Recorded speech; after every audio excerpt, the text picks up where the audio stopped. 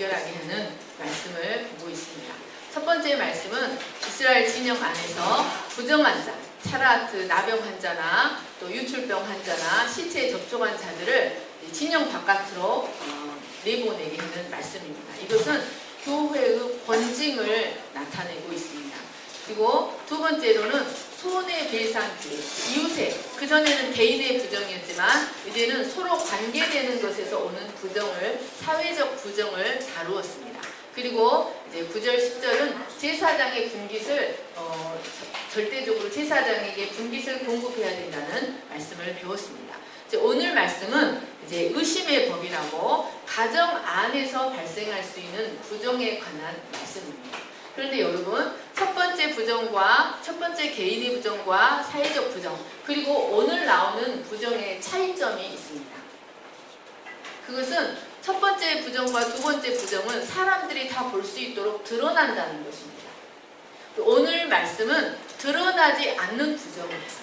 애매한, 긴 것 같은데 결코 증거가 없어서 결코 드러나지 않는 은밀한 부정을 하나님이 어떻게 처리하시는가에 대한 말씀이라고 할 수 있습니다. 자, 11절에서 14절 말씀 같이 읽겠습니다. 시작. 여호와께서 모세에게 말씀하여 이르시되 이스라엘 자손에게 말하여 그들에게 이르라. 만일 어떤 사람의 아내가 탈선하여 남편에게 시누를 저버렸고 한 남자가 그 여자와 동침하였으나 그의 남편의 눈에 숨겨 드러나지 아니하였고 그 여자의 더러워진 일에 증인도 없고 그가 잡히지도 아니하였어도 그 남편이 의심이 생겨 그 아내를 의심하였는데 그의 아내가 더럽혀졌거나 또는 그 남편이 의심이 생겨 그 아내를 의심하였으나 그 아내가 더럽혀지지 아니하였든지. 네.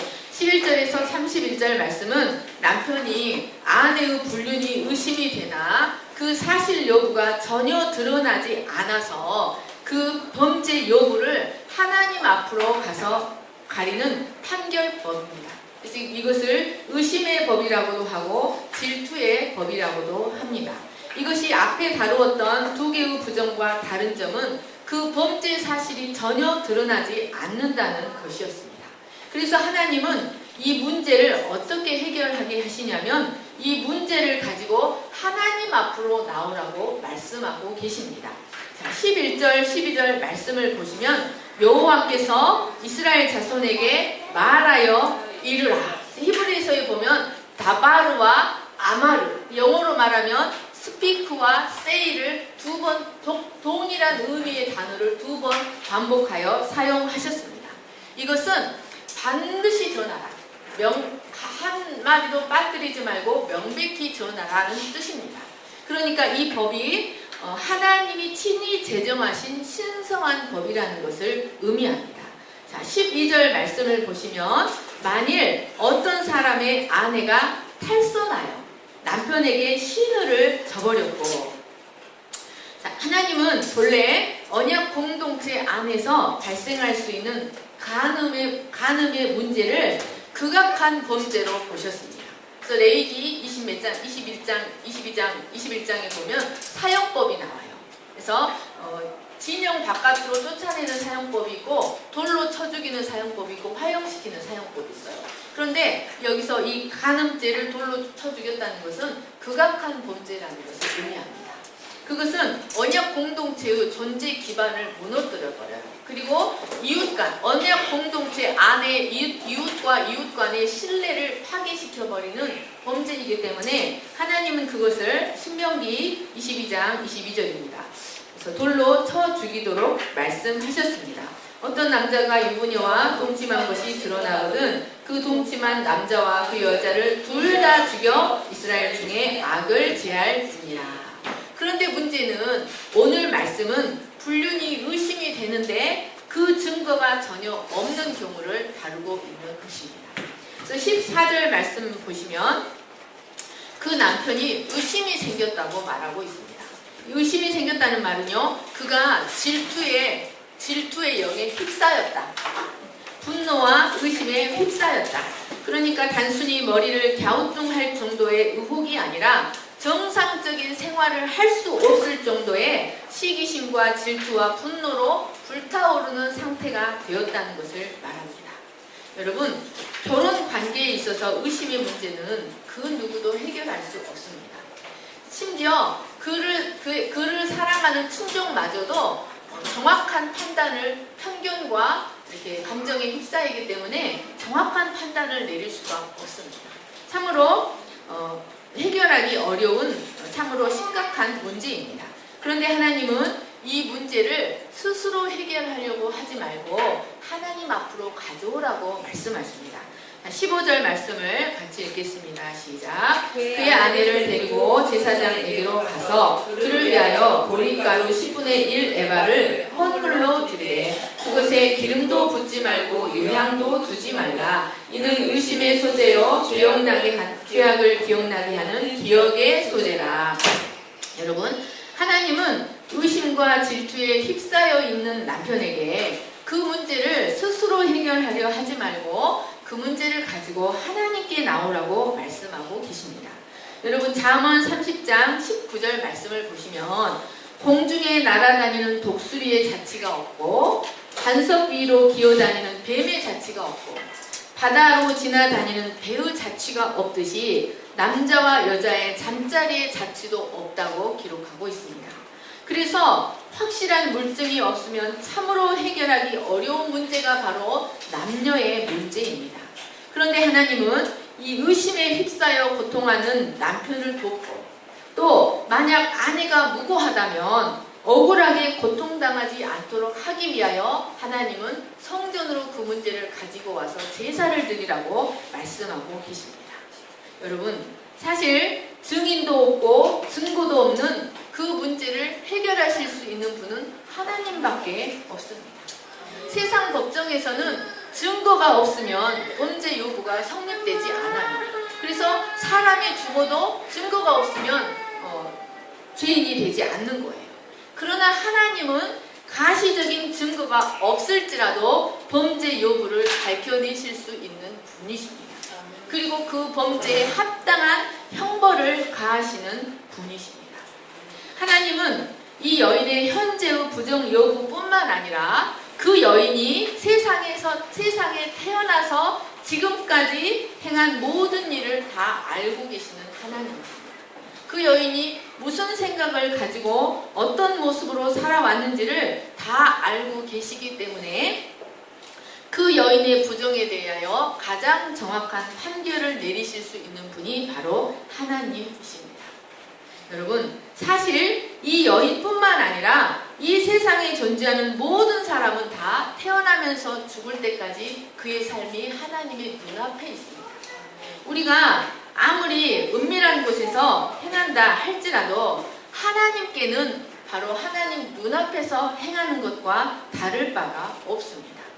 우리는 일평생을 하나님의 눈앞에서 숨쉬고 하나님의 눈앞에서 생각하고 하나님의 눈앞에서 행동하며 살아가고 있습니다. 시편 에레미야 같이 읽겠습니다. 시작. 여호와여, 주께서 나를 감찰하시고 아셨나이다. 주께서 나의 앉고 일어섬을 아시며 멀리서도 나의 생각을 통촉하시오며 나의 길과 눕는 것을 감찰하시며 나의 모든 행위를 익히 아시오니 나 여호와가 말하노라. 사람이 내게 보이지 아니하려고 누가 자기를 은밀한 곳에 숨길 수 있겠느냐. 나 여호와가 말하노라. 나는 천지에 충만하지 아니하냐.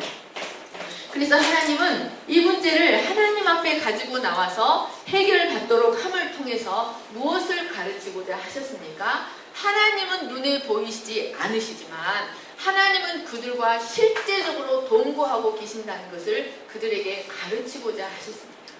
하나님은 눈에 보이지 않지만 하나님은 그들과 동거하고 계시고 그들의 실제적인 통치자라는 사실을 이 사건을 통해서 가르치고자 하셨다는 것입니다. 또한 이 간음의 문제, 한 가정에서 발생되는 의심의 문제는 단순히 한 가정의 문제가 아닙니다. 그것은 공동체 차원에서 해결해야 할 공동체의 문제입니다. 왜냐하면 그 문제는 단순히 남편과 아내 사이만 허무는 것이 아니라 이웃과 이웃 사이를 허무는 문제요. 하나님과 백성 사이의 신뢰를 깨트려서 이스라엘 공동체를 와해시켜 버릴 수 있는 시발점이 될 수 있는 문제였습니다. 그래서 하나님은 이 문제를 한 가정에서 해결하도록 하지 않으시고 성막에 나와 하나님 앞에서 해결하도록 말씀하셨습니다. 그런데 이때 이 남편이 가지고 와야 할 것은 보릿가루 한 에바입니다. 의심의 소재물인데 이 소재물은 속죄제 중에서 극빈자, 초극빈자가 가지고 오는 속죄 제물입니다. 그런데 그 초극빈자가 가지고 오는 소재물은 솔레트라고 해서 밀가루예요. 아주 고운 밀가루예요. 그런데 이 소재물은 의심의 소재물이라고 해서 케마흐로 체질하지 않은 굵은 보릿가루예요.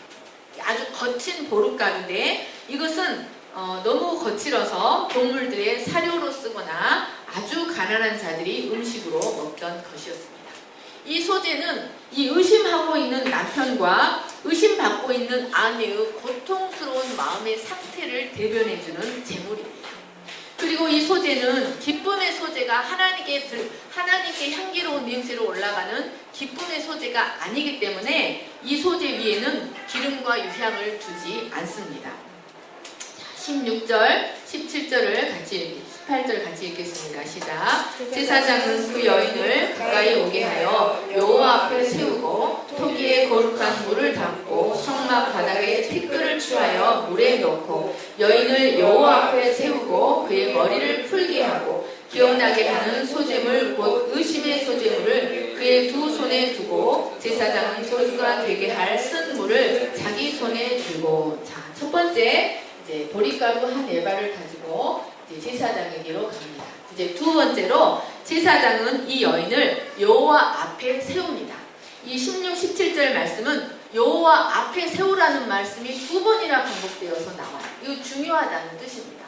여호와 앞에 세운다는 것은 성막 동쪽 출입구에 세우는 것입니다. 핸드폰 덮어. 성막 동쪽 출입구에 세우되 머리를 풀어 헤치고 의심의 소재물을 두 손에 들고 서게 하였습니다. 이때 여인의 머리를 푸는 것은 남편으로부터 사랑을 받는 존귀와 영광의 자리에 서 있는 것이 아니라 남편으로부터 의심을 받는 수치와 비천의 자리에 서 있다. 참담한 심판의 자리에 서 있다는 것을 의미하였습니다. 그리고 의심의 소재물을 들고 여호와 앞에 서는 것은 이 문제를 가지고 공의로우신 재판장 여호와 앞에서 심판을 받겠다. 공의로운 재판장이신 여호와 앞에 자신을 온전히 드러내놓고 그분의 정당한 판결을 받아야 한다는 것을 의미하고 있습니다. 자, 세 번째로 이제 제사장은 이제 이 여인의 부정을 드러낼 거룩한 물을 제조합니다. 어떻게 하냐면 토기에 거룩한 물을 담고 그 안에 성막 바닥에 흙을 긁어서 그 물에 집어 넣습니다. 그런데 이 토기는 아주 조악하게 구워진 거칠고 천한 토기입니다. 그래서 천한 토기로 순결을 의심받고 있는 여인의 곤궁한 상태를 반영해주는 토기입니다. 이 토기는 모든 의식이 끝난 후에는 던져서 깨트려 버립니다. 그리고 이 물속에 들어가는 거룩한 물은 바로 제단과 성소 사이에 있는 물두멍의 물입니다. 그래서 제사장들의 수족을 씻어서 정결하게 해줌으로 이스라엘 백성에게 생명을 가져다주는 생명의 물을 말합니다. 그런데 왜 이곳에 흙을 집어넣냐면 이 티끌은 흙이에요. 흙. 그래서 흙은 성경에서 인간의 죄에 대한 하나님의 저주인 죽음을 상징합니다. 하나님은 이 물을 바로 저주가 되게 할 쓴 물이다 라고 말씀하셨습니다. 이 말은 그 물맛이 쓰다는 말이 아닙니다. 그 물맛이 쓰다는 말이 아니라 그 물이 이 여인의 배에 들어가서 그 여인에게 쓰디쓴 고통을 주게 될 저주의 쓴 물이다 라고 말씀하셨습니다. 여러분, 물두멍의 물은 본래 정결과 생명을 가져다주는 물이었습니다. 그런데 하나님은 그 물을 이제는 그 물에 흙을 집어넣어서 정결과 생명을 가져다 주는 물을 심판과 죽음을 가져다 주는 물로 사용하고 계시는 것입니다. 이 물이 정결한 여인 속에 들어가면 아무런 해를 주지 않습니다. 오히려 그녀의 의를 증거해 주는 물이 됩니다. 그러나 이 물이 부정한 여인 속에 들어가면 아주 쓴 물이 됩니다. 그래서 하나님의 공의의 심판을 실행하는 물이 되어 버립니다. 여러분, 이 물은 바로 이 저주가 되게 할 쓴 물은 바로 복음의 이중성을 나타내고 있습니다. 여러분, 이 복음은 믿는 자들 속에 들어가면, 순종하는 자, 믿는 자들 속에 들어가면 진실된 회개를 가져오고 정결을 가져오고 의와 생명을 제공해 줍니다. 그러나 불순종하는 자들, 불신하는 자들 속에 들어가면 저주를 가져오는 쓴 물이 되어버립니다. 티끌이 상징하고 있는 죽음과 정죄와 형벌과 심판을 가져오는 물이 되는 것입니다. 18절 말씀을 보시면 제사장이 이 저주가 되게 할 쓴 물을 들고 손에 들고 섰습니다. 이것은 하나님의 심판을 대행하기 위함이었습니다. 여러분, 이 모습은 하나님께서 심판하는 권세를 맡기신 예수 그리스도를 예표하고 있습니다. 예수님은 우리의 속죄를 위해 자신의 몸을 제물로 드리셨을 뿐만 아니라 모든 인류를 공의로 판단하시고 심판하시는 의로운 재판장도 되십니다. 그분은 더러움이나 악이 전혀 없고 죄인에게서 온전히 떠나 계시기 때문에 모든 일을 판결하기에 가장 합당하신 분이십니다.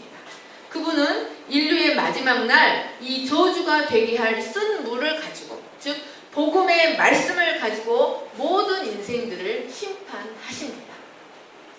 자, 19절에서 22절 말씀입니다. 시작. 여인에게 맹세하게 하여 그에게 이르기를 내가 내 남편을 두고 탈선하여 다른 남자와 동침하여 더럽힌 일이 없으면 저주가 되게 하는 이 쓴 물의 해독을 면하리라. 그러나 내가 내 남편을 두고 탈선하여 몸을 더럽혀서 내 남편 아닌 사람과 동침하였으면 제사장이 그 여인에게 저주의 맹세를 하게 하고 그 여인에게 말할지니라. 여호와께서 내 넓적다리가 마르고 내 배가 부어서 내가 내 백성 중에 저주거리 맹세거리가 되게 하실지라. 이 저주가 되게 하는 이 물이 내 창자에 들어가서 내 배를 붓게 하고 내 넓적다리를 마르게 하리라 할 것이요 여인은 아멘 아멘 할지니라.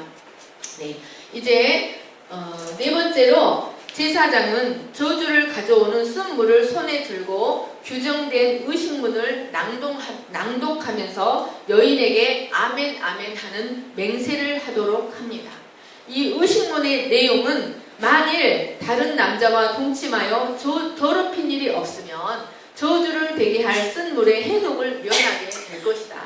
그러나 남편을 두고 탈선하여 남편 아닌 사람과 동침하였으면 이 물이 너의 창자에 들어가서 배가 붓고 넓적다리가 마르게 하여 이스라엘 백성 중에서 저주의 표본이 되게 하실 것이다 라는 것이었습니다.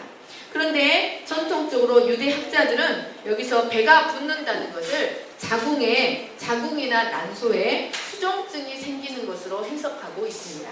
그래서 임파액이 배에 고여서 그 배가 엄청나게 붓는 것으로 해석을 합니다. 그리고 넓적다리는 생식기를 완곡하게 표현하는 거예요.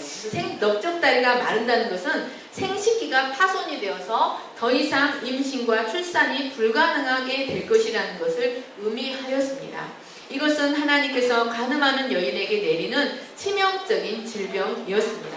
그 여인은 백성 중에서 두고 저주의 번복이가 되고 언약 백성으로부터 쫓겨나고 자신의 가문에도 수치를 끼치는 자가 됩니다. 이때 이 여인은 제사장의 말에 아낌없이 아멘! 아멘이라고 맹세해야 했습니다. 이렇게 이 재판의 과정에 맹세의 과정을 두시는 이유가 무엇일까요? 그것은 죄에 대해서는 철저하게 심판하시지만 의에 대해서는 반드시 보상하신다는 하나님의 공의의 섭리 원칙을 그 입으로 스스로 선포하게 하는 것이었습니다. 그 입으로 스스로 선포함으로써 자신의 죄를 결코 감추지 못하도록 하고 그 죄가 가져다주는 형벌이 얼마나 무서운가를 자각하도록 하기 위함이었습니다. 하나님의 공의의 판단에 절대적으로 순복하도록 하기 위함이었습니다.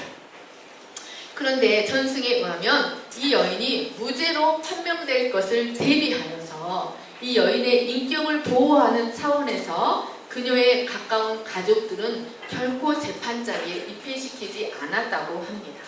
그리고 또 공식적인 재판을 하기에 앞서서 만약 네가 불륜을 행하였다면 스스로 자백하라고 권고한다고 합니다. 그래서 이 여인이 두려움에 사로잡혀서 만일 자신의 죄를 고백하면 처형은 면해줍니다.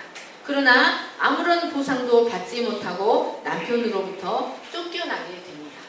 하지만 최후 통첩에도 불구하고 이 여인이 잘못이 없다고 주장하면 공식적인 재판 절차를 밟아서 가늠한 것으로 판명이 되면 이 여인은 죽임을 당하게 됩니다.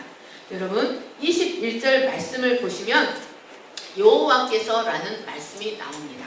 그러니까 이 모든 해독과 심판을 내리는 주체가 철저하게 하나님이라는 말씀입니다.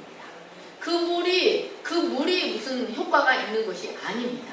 그 물을 통해서 하나님이 신적으로 개입하셔서 역사하신다는 것입니다. 하나님은 이를 통해서 이스라엘 백성들에게 내가 너희와 실제적으로 함께하고 있다는 것을 가르치고자 하셨습니다. 내가 너희를 실제적으로 통치하고 있다는 사실을 그들에게 가르치고자 하셨습니다. 그리고 공동체의 분열을 일으키고 공동체를 와해시킬 수 있는 거짓과 위선의 죄악을 다스리는 분이라는 것, 죄를 미워하시는 분이라는 것을 그들에게 가르치고자 하셨습니다. 그러나 한 가지 단계가 또 있습니다.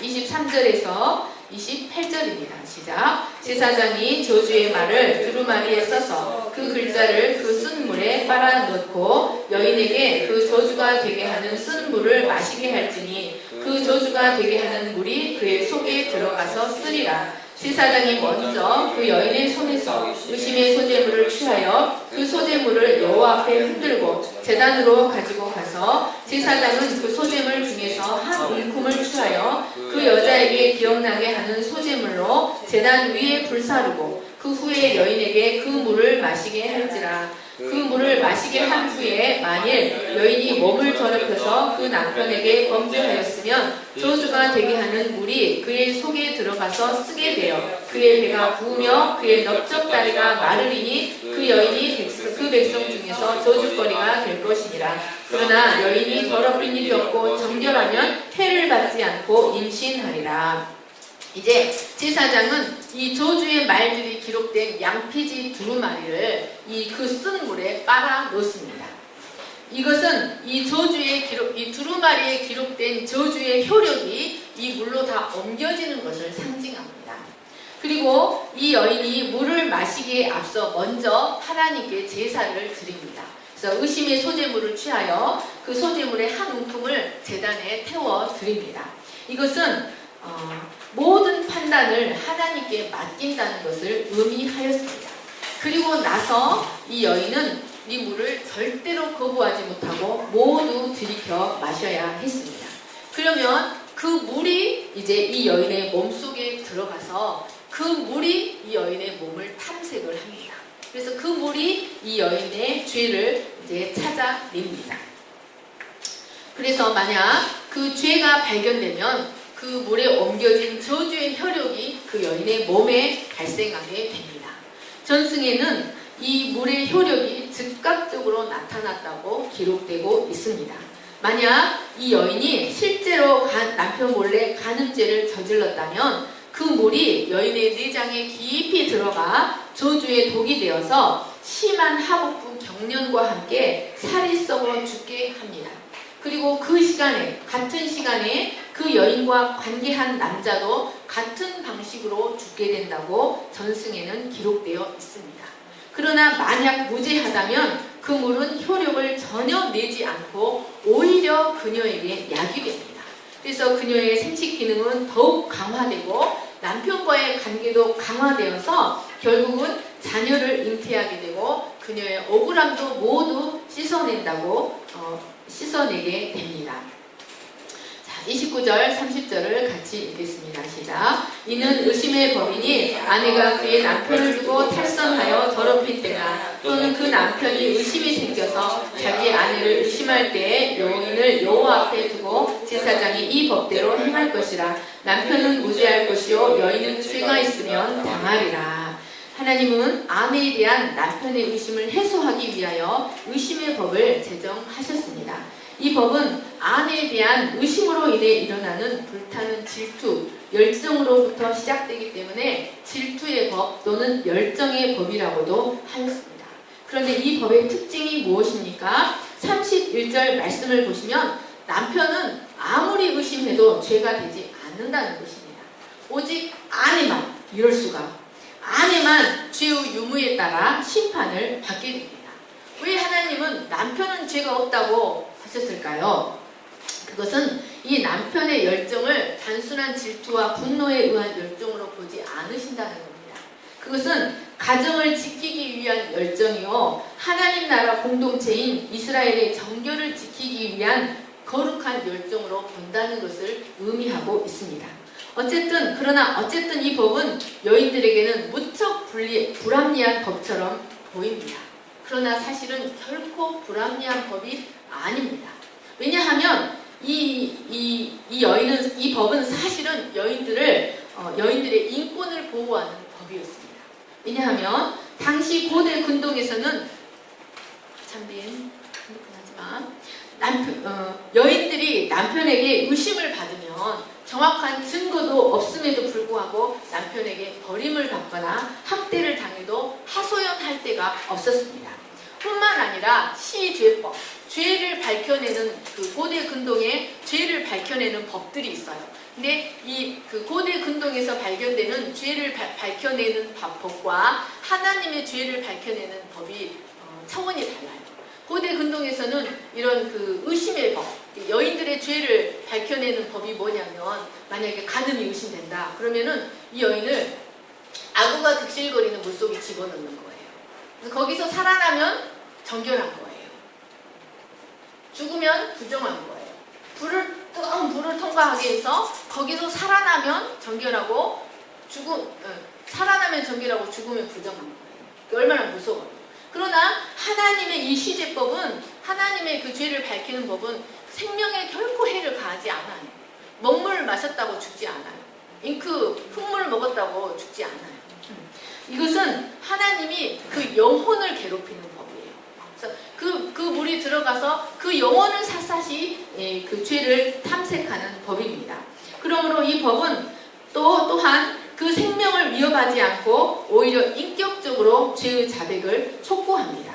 그리고 그 말씀이 그 영혼 깊은 곳까지 들어가서 죄를 탐색하여 심판을 내리기 때문에 만약 무죄하다면 아무런 해를 받지 않고 무죄를 증명할 수가 있었습니다. 그러므로 이 법은 억울하고 고통당하는 여인들에게 오히려 그들을 보호하는 법이 되었습니다.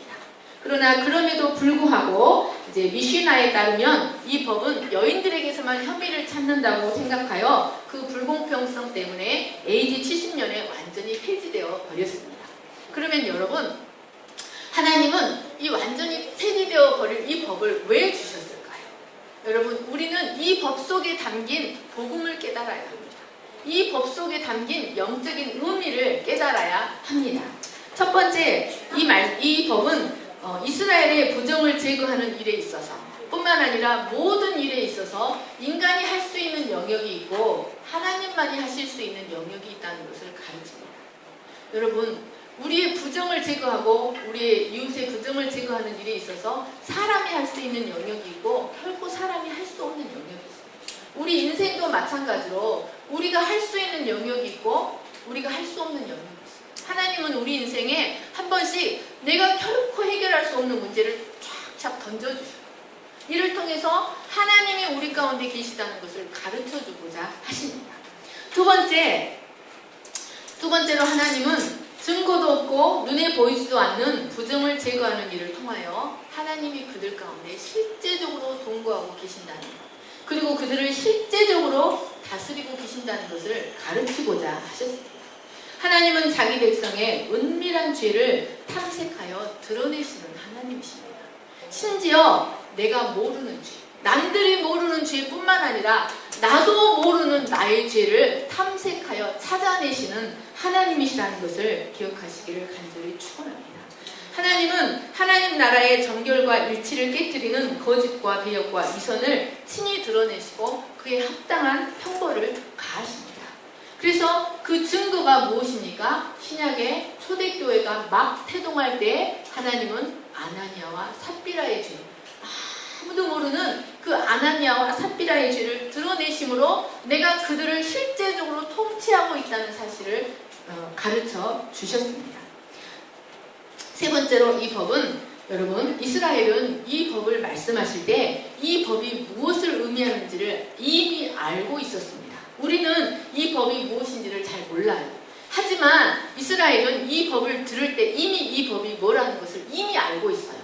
왜냐하면 그들은 그 물을 마셔본 적이 있기 때문입니다. 자, 출애굽기 33장 20절을 보겠습니다. 출애굽기 32장 20절 시작. 모세가 그들이 만든 송아지를 가져다가 불살라 부수어 가루를 만들어 물에 뿌려 이스라엘 자손에게 마시게 하니라. 여러분, 남편 대신 하나님을, 이 말씀의 본질은 남편 대신 하나님을 향하여 의심받는 아내가 되지 말고 남편으로부터 사랑받는 신실한 아내가 되라는 하나님의 강렬한 요구가 들어있는 법입니다. 그러나 그들은 이미 한번 쓴 물을 마셔본 경험이 있었습니다. 그들은 출애굽한 지 얼마 되지 않은 상태에서 곧바로 언약을 기반하고 우상을 만들어 섬김으로 하나님을 섬기는 길에서 탈선하여 버렸습니다. 그래서 하나님은 불타는 질투에 사로잡혀 그 우상을 갈아서 저주가 되게 할 쓴 물을 만들어 그들로 마시게 하셨습니다. 12절 말씀을 보여주세요. 여러분, 12절 말씀을 보시면 만일 어떤 사람의 아내가 탈선하여, 여기에 탈선이라는 단어는요 티스테예요. 그런데 이 티스테의 원형이 뭐냐면 샤타예요.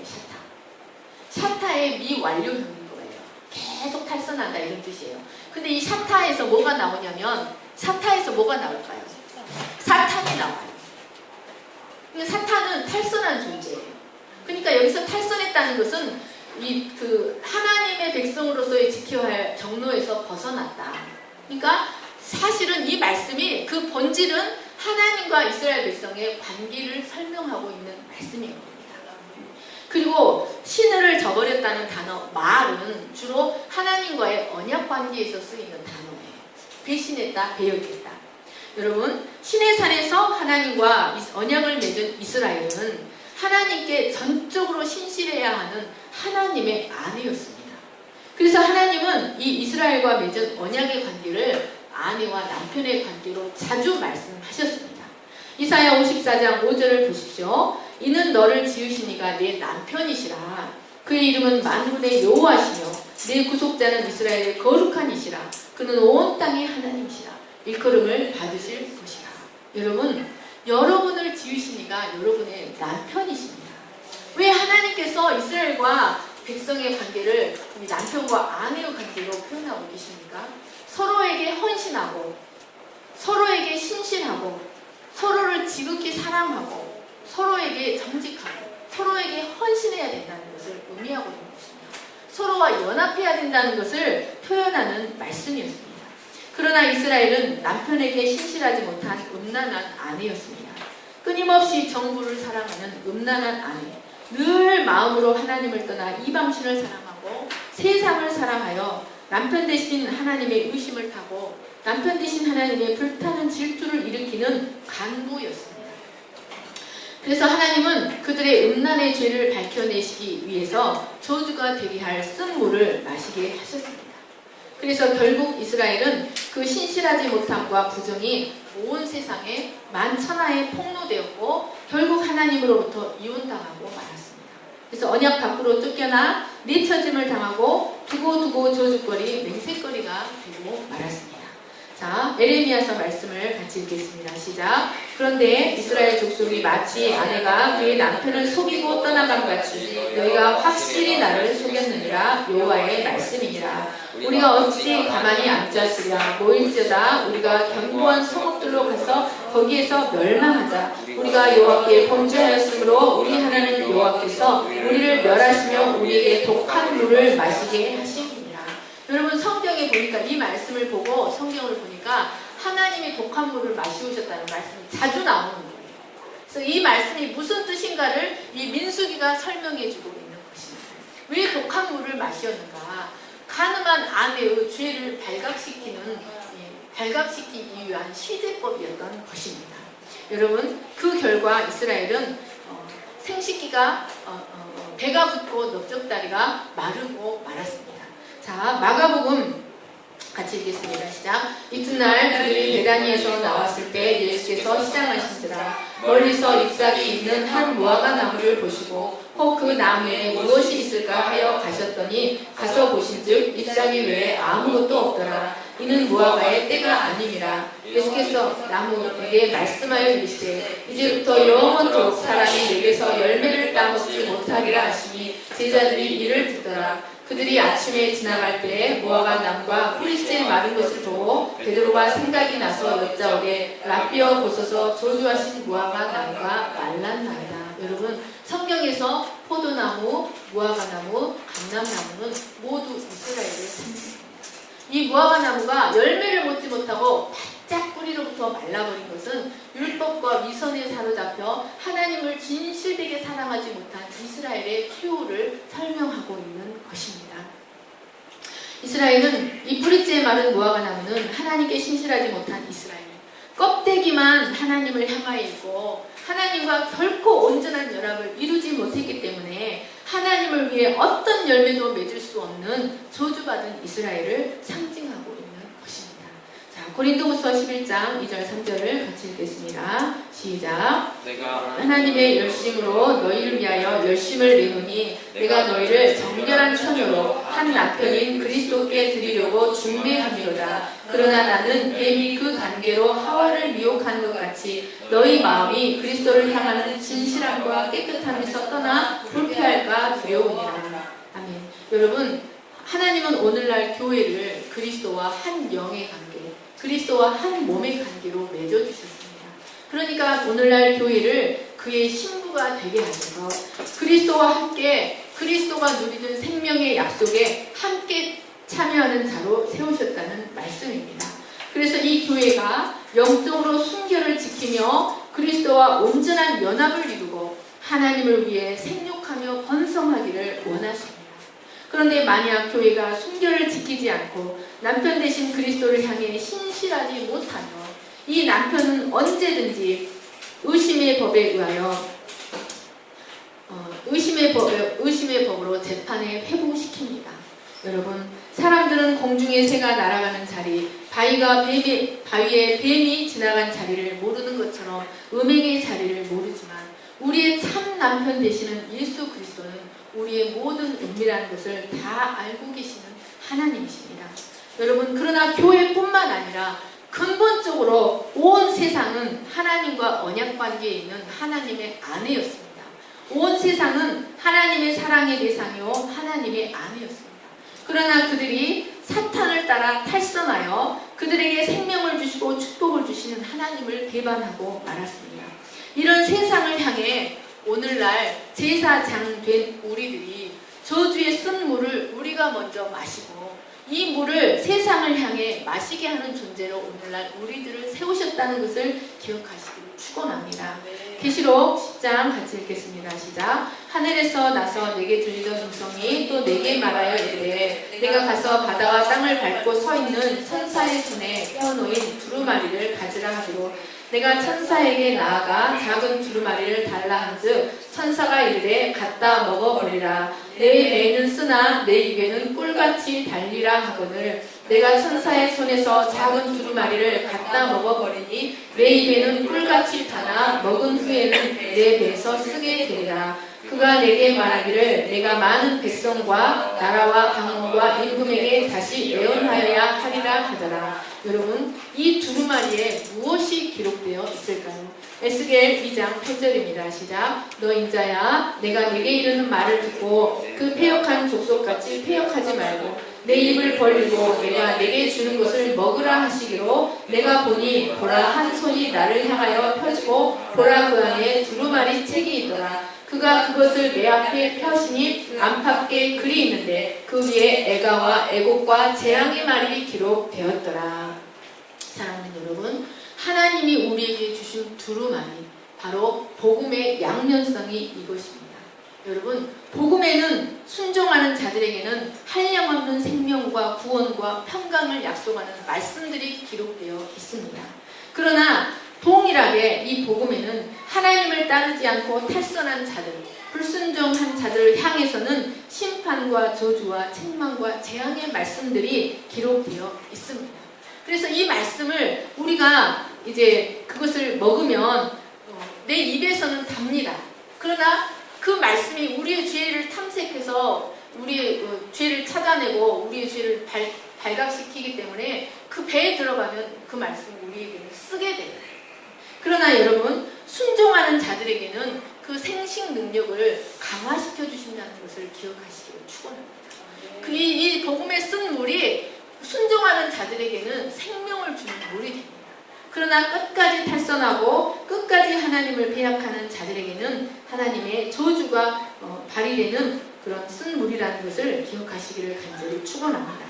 그러므로 우리는 우리 자신이 먼저 그것을 먹고 세상을 향해 증거해야 합니다. 예, 말씀을 마치겠습니다. 제가 기도하겠습니다. 사랑과 은혜가 풍성하신 하나님 아버지, 우리는 이 의심의 법 하나하나가 무엇을 의미하는지 지금까지 몰랐습니다.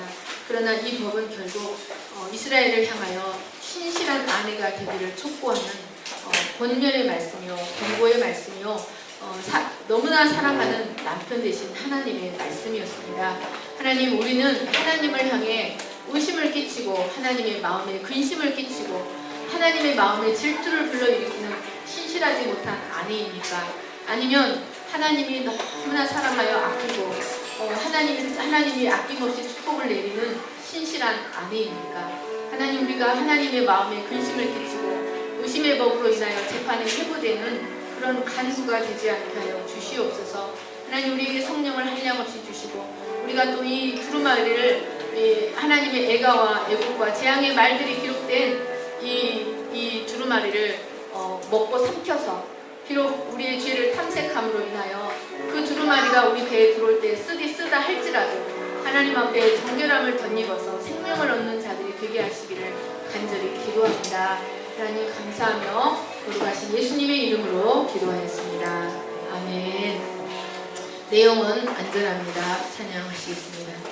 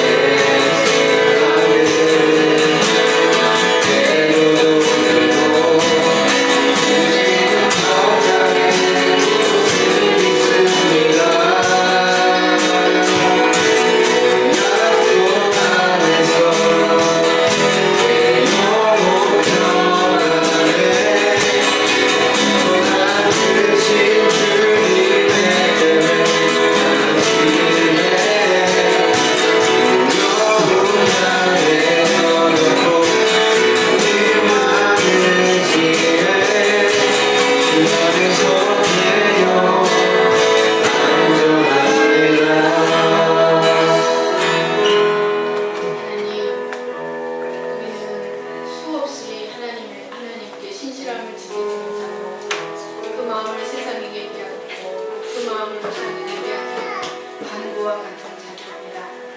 우리는 수없이 저주가 되게 할 쓴물을 들이켜 마심으로 하나님에 의하여 죄가 탐색되고 하나님에 의하여 저주를 받을 수밖에 없는 간구와 같은 자들입니다. 하나님은 끊임없이 우리를 향하여 너희는 내게 대하여 신실하라, 너희는 내게 대하여 절견하라, 너희는 내게 대하여 정직하라 말씀하시지만 하나님, 우리는 힘들 때만 하나님을 찾고 하나님을 향하여 성실하지 못하는 아내입니다. 우리는 고멜과 같은 자들입니다. 하나님, 우리로서는 하나님을 향하여 신실함을 지킬 수 없습니다. 그러나 우리를 끝까지 포기하지 아니하실 하나님 안에서 우리가 안전한 것을 믿습니다. 우리에게 성령을 부어주시고 가시와 채찍질을 통해서라도 그 길을 돌이켜서 하나님께 온전히 연합하게 하시는 주님을 믿습니다. 그래서 우리의 구원이 안전한 것을 믿습니다. 주님, 우리가 점점 주님과 온전히 연합하는 자리로 나아가게 될 것을 믿습니다. 그래서 주님과 같은 수준, 주님의 기업을 온전히 누릴 수 있는 그리스도의 정결한 신부가 되게 하신 것을 믿고 감사합니다. 이제는 우리 주 예수 그리스도의 은혜와 하나님 아버지의 거룩하신 사랑과 성령의 감화, 감동과 교통하심이 언제 어디서든 그리스도의 정결한 신부로 발견되기를 소망하는 모든 우리 위에 영원토록 함께 하시기를 간절히 축원하옵나이다. 아멘.